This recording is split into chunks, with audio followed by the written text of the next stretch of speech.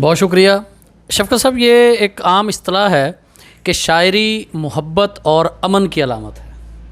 اس کے بارے میں آپ کیا کہتے ہیں؟ اور اپنی کوئی تازہ غزل بھی ہمیں سنائیے.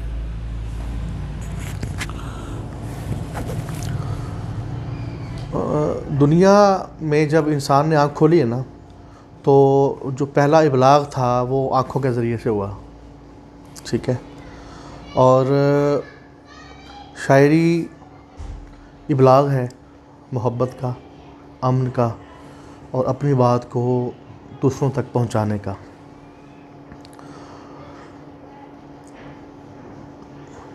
لیکن شاعری جو ہے نا، یہ امن اور محبت میں سب ویسے تو پوری کائنات ہی آ جاتی ہے نا.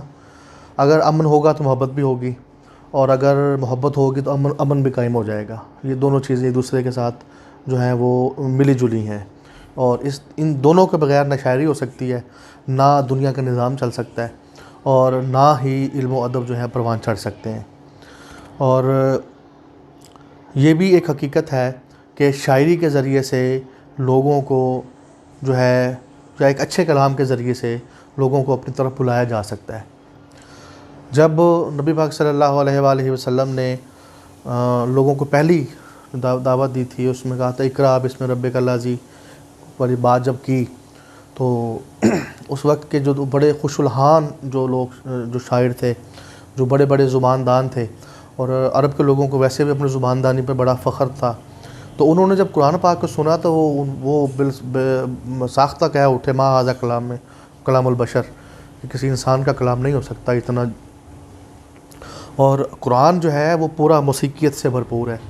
اگر آپ اس کو تسلسل کے ساتھ پڑھیں اور اس کو ایک لے کے ساتھ پڑھیں. اب دیکھیں قرآن کی تلاوت کے بھی 7-8 لہجے ہیں، اور آپ جس بھی لہجے کو سنتے ہیں تو اس کے اندر ایک بڑی سوز، بڑی محبت اور بڑی ایک روح پرور ماحول اس کو بنتا ہے.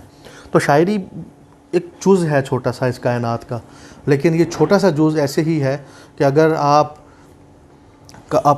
کے پاس پورا خوبصورت لباس ہے، آپ کے پاس ساری چیزیں ہیں، اور آپ کے پاس ایک آپ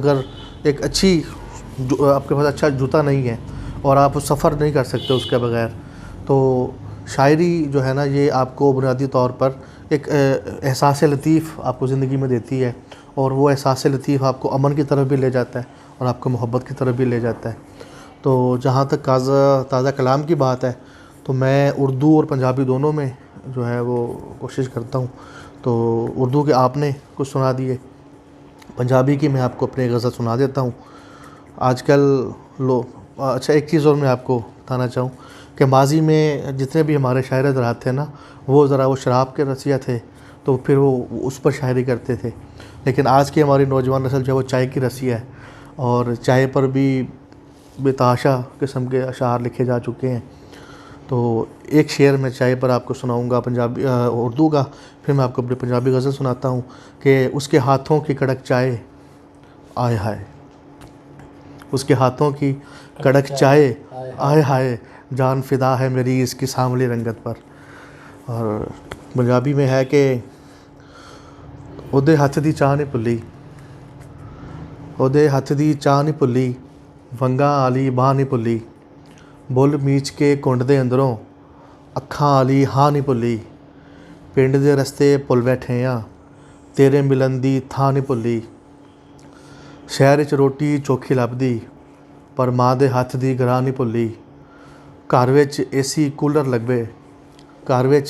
کولر لگے پپلاں دی او چھاں نہیں بھلی، سر رکھ کے سو جاندے ساں ابے دی شفقت باہ نہیں بھلی، تیرے ہاتھ دی چاہ نہیں بھلی.